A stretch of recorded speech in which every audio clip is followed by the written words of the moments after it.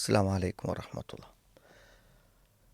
ബിസ്മില്ലാഹിർ റഹ്മാനിർ റഹീം. അൽഹംദുലില്ലാഹി റബ്ബിൽ ആലമീൻ. വസല്ലല്ലാഹു അലാ മുഹമ്മദിൻ വഅലാ ആലിഹി വഅസ്ഹാബിഹി അജ്മഈൻ. അമ്മാ ബഅദ്.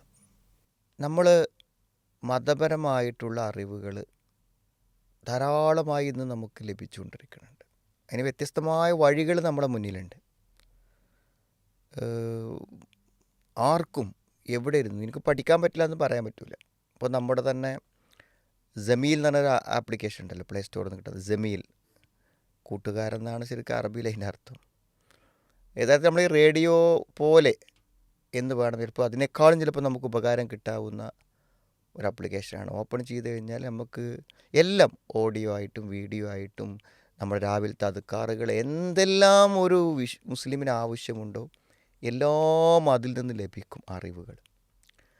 അപ്പോൾ ഇങ്ങനെ അറിവുകൾ നമ്മളിലേക്ക് എത്താനുള്ള വഴികൾ ധാരാളമായി നമ്മളിലേക്ക് ഇങ്ങനെ നമ്മളൊരു കടൽ പോയി നിന്ന് നദികൾ നമ്മളിലേക്ക് വന്നു ചേരുന്ന പോലെ അറിവിൻ്റെ വ്യത്യസ്തമായ വഴികളിലൂടെ അറിവുകൾ നമ്മളിലേക്ക് ഇങ്ങനെ ഒഴുകി വരുന്ന ഒരു ജീവിത സാഹചര്യത്തിൽ നമ്മൾ ജീവിക്കണം. ഇവിടെ നമ്മളുടെ ഏറ്റവും വലിയ ഉത്തരവാദിത്വം എന്ന് പറഞ്ഞാൽ ഈ അറിവനുസരിച്ച് പ്രവർത്തിക്കുക എന്നുള്ളതാണ്.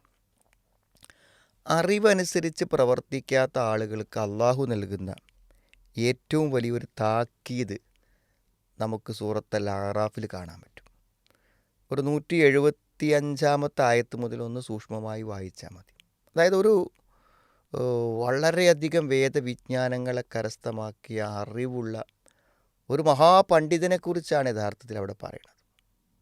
അയാൾ അറിവിൻ്റെ ഒരു കലവറയാണ്. അത്രമാത്രം അറിവുകളുണ്ട്. വത്തുലു അലൈഹിം നബ അല്ലദീ അതൈനാഹു ആയാത്തിന. നമ്മുടെ ദൃഷ്ടാന്തങ്ങൾ നൽകിയ ഒരാളുടെ കഥ പറഞ്ഞു കൊടുക്കുന്നതാണ്. എന്നിട്ട് അയാൾ എന്ത് ചെയ്തു നിങ്ങൾ നമ്മളിപ്പോൾ ഇങ്ങനെ എത്ര സുന്ദരന്മാരായിട്ട് ഡ്രസ്സൊക്കെ ഇട്ടിരിക്കുമ്പോൾ ഈ ഡ്രസ്സൊക്കെ അയച്ചു കഴിഞ്ഞാൽ എന്ത് കാരണം ആ ഡ്രസ്സ് ഊരിയിടുന്ന പോലെ, അല്ലെങ്കിൽ ഒരു പാമ്പ് അതിൻ്റെ വാള ഊരിടുന്നത് പോലെ എന്ത് ചെയ്യാണ് അയാൾ ആ അറിവ് മുഴുവനും ഉപേക്ഷിച്ചിട്ട് തനിച്ച ഒരു ഭൗതികനായി മാറുകയാണ്. അതായത് തൻ്റെ ഭൗതികമായ ഇച്ഛകൾക്കും ആഗ്രഹങ്ങൾക്കും ആഘോഷങ്ങളിലേക്കും അയാളെല്ലാം എല്ലാ വിജ്ഞാനത്തെയും അറിഞ്ഞുകൊണ്ട് അതിനെ കണ്ട് ഫൻസലഹ മിൻഹ എന്നാണ്. ശരിക്കും നമ്മൾ ഈ ഡ്രസ്സൊക്കെ കണ്ട് ഊരി ഒഴിവാക്കൂലേ, അതേമാതിരി ആ വിജ്ഞാനത്തെ ഒഴിവാക്കണം. അപ്പം അദ്ദേഹം ഒഴിവാക്കിയപ്പോൾ അതിലേറ്റവും അധികം സന്തോഷിക്കുന്ന ആളാരായിരിക്കും? പിശാചാണ്. പിശാചിന് അയാളെ കയ്യിൽ കിട്ടുകയാണ്. ഒരു മഹാപണ്ഡിതനെ ആളുകളെ വഴിപിഴപ്പിക്കാൻ വേണ്ടി കയ്യിൽ ഒതുങ്ങി കിട്ടല്ലേ. ഫഅത്ബഅഹു ശൈത്വാനു ഫകാന മിനൽ ഗാവി. പിശാചോൻ്റെ കൂടി അവൻ അങ്ങനെ പിഴച്ചൊരു വ്യക്തിയായി എന്നാണ്. നമ്മൾ അറിഞ്ഞ അറിവുകൾക്കനുസരിച്ച് പ്രവർത്തിക്കാതെ നമ്മൾ പോകും. അതിൻ്റെ ആലോചിച്ച് നോക്ക് നിങ്ങൾ. ഒരു വശത്തിൽ അയാൾ ഈ അറിവനുസരിച്ച് പ്രവർത്തിക്കുകയാണെങ്കിൽ എത്ര ഉന്നതനാകും. കാരണം ഒരു മതപരമായ അറിവിന് കിട്ടുന്ന ആദരവുണ്ടല്ലോ, അത് ലോകത്ത് മറ്റൊന്നിനും കിട്ടില്ല, ഒരു കാര്യത്തിനും കിട്ടില്ല.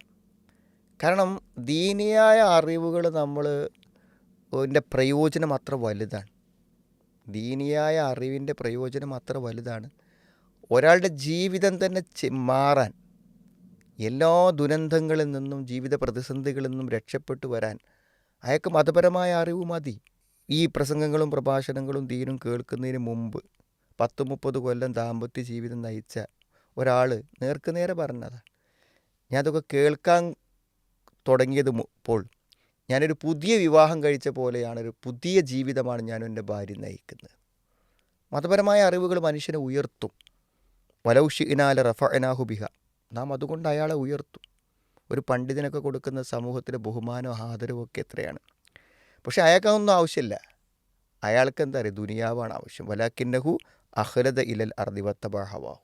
അയാൾ ഭൂമിക്ക് അങ്ങോട്ട് പറ്റിപ്പിടിച്ച് അവൻ്റെ ഇച്ഛകളെ, അവൻ്റെ ഇഷ്ടങ്ങളെ, നല്ല ഭക്ഷണം, നല്ല ജീവിതം, നല്ല സുഖങ്ങൾ, അതാണ് അയാൾ ആവശ്യപ്പെട്ടത്. എന്നിട്ട് അള്ളാഹ് പറയാണ്, സത്യത്തിൽ ഇവൻ്റെ ഉപമ എന്ന് പറഞ്ഞപ്പോൾ മസലുഹു കമസലിൽ കെൽബ്, നായയെപ്പോലെ. ഈ നായനെ ഇവിടെ പ്രതീകാത്മകമായി ഒരു ഉദാഹരണമായി കൊണ്ടുവരുന്നത് എന്താ അറിയോ? ആർത്തിയാണ്. ഈ നായയുടെ രൂപം തന്നെ ഒരു ആർത്തിയുടെ രൂപമാണ്. മനുഷ്യനെ നശിപ്പിക്കുന്ന ഘടകം അറിവുണ്ടായിട്ടും അതനുസരിച്ച് പ്രവർത്തിക്കാതിരിക്കുന്നത് എന്തുകൊണ്ടാണെന്ന് വെച്ചാൽ ദുനിയാവിനുള്ള ആർത്തി കൊണ്ടാണ്. ആ നായ ഇങ്ങനെ പുറത്തേക്ക് നാവ് തൂക്കിയിട്ടിട്ട് വെള്ളമൊലിച്ച് അങ്ങനെ നിൽക്കുക. അത് ശരിക്കൊരു ആർത്തിയുടെ പ്രതീകമാണ്. ഇൻ തഹ്മിൽ അലൈഹി യൽഹദ് ഔ തെത്തുറുക്കുഹു യൽഹദ്. നീ അതിനെന്തെങ്കിലും ചെയ്താലും അത് തൂക്കിയിട്ട് നിൽക്കും. ഇനി ഒന്നല്ല, അതിന് വെറുതെ വിട്ടാലും. അതായത് ഈ ആർത്തി ഉണ്ടല്ലോ, അതിന് അവസാനമല്ല എന്നില്ല. നമ്മൾ ദുനിയാവിലേക്ക് തിരിഞ്ഞാൽ അതിന് അവസാനമില്ല, അതങ്ങനെ പോകുന്നതാണ്. ദാലിക മസലുൽ ഖൗമില്ലദീന കദ്ദബു ബിആയാതിന ഫഖ്സുസിൽ ഖസസ ലഅല്ലഹും യതഫക്കറൂൻ. അള്ളാഹുവിൻ്റെ ദൃഷ്ടാന്തങ്ങളെ കളവാക്കിയവരുടെ ഉപമ ഇതാണ്. അതുകൊണ്ട് ഈ കഥ അവർക്ക് പറഞ്ഞു കൊടുക്കുക. ഈ കഥ കേട്ടിട്ട് അവർ ചിന്തിക്കട്ടെ എന്നാണ്. അറിവ് കിട്ടിയിട്ടും അതിനെ ഊരി എറിഞ്ഞ് ദുനിയാവിൻ്റെ കാര്യങ്ങളിലേക്ക് നീങ്ങിപ്പോയ ആളുകൾ, നമ്മൾ ചിന്തിക്കേണ്ട കാര്യമാണ്. നമ്മുടെ അറിവുകൾ, ദീനിയായ അറിവുകൾ, ഭൗതികമായ ഇഷ്ടങ്ങൾക്കും താല്പര്യങ്ങൾക്കും വേണ്ടി നമ്മൾ മാറ്റി വെക്കുന്നുണ്ടോ എന്നാണ്. അങ്ങനെ മാറ്റി വെച്ചാൽ അള്ളാഹ് നമ്മുടെ കൈവിടും. അള്ളാഹു നമ്മളെ കൈവിടിയും. ഇനി നഷ്ടം ആർക്കാ ഉണ്ടാവുക? നമുക്ക് തന്നെ ഉണ്ടാവുക. സാഅ മസലൽ ഖൗമുല്ലദീന കദ്ദബു ബിആയാതിന വഅൻഫുസഹും കാനൂ യദ്ലിമൂൻ. അവരവരോട് തന്നെ ആത്മദ്രോഹം ചെയ്യുന്നു എന്നുള്ളതാണ്. അതുകൊണ്ട് നമ്മളെപ്പോഴും ചിന്തിക്കേണ്ട കാര്യമാണ്, നമ്മുടെ അറിവനുസരിച്ച് നമ്മൾ പ്രവർത്തിക്കുന്നുണ്ടോ? ഭൗതികമായ ആർത്തികളും താല്പര്യങ്ങളും ആ നിയമലംഘനത്തിലേക്ക് നമുക്ക് പോകുന്നുണ്ടോ എന്ന് നമ്മൾ ആത്മാർത്ഥമായി ചിന്തിക്കണം. നമ്മുടെ സംസ്കാരത്തിലും സമ്പാദനത്തിലും വേഷത്തിലും രൂപത്തിലും സമീപനത്തിലും എല്ലാം നമ്മൾ ദീനിൽ നിന്ന് പഠിച്ച നിയമങ്ങൾ ഉപേക്ഷിച്ച് നമ്മുടെ ഇച്ഛകളിലേക്ക് കടന്നു പോകുന്നുണ്ടോ? നമ്മൾ ആത്മപരിശോധന നടത്തണം. ശരിയായ ദീനിൽ ഉറച്ചു നിൽക്കാൻ അള്ളാഹു നമുക്ക് തൗഫീക്ക് പ്രദാനം ചെയ്യുമാറാവട്ടെ.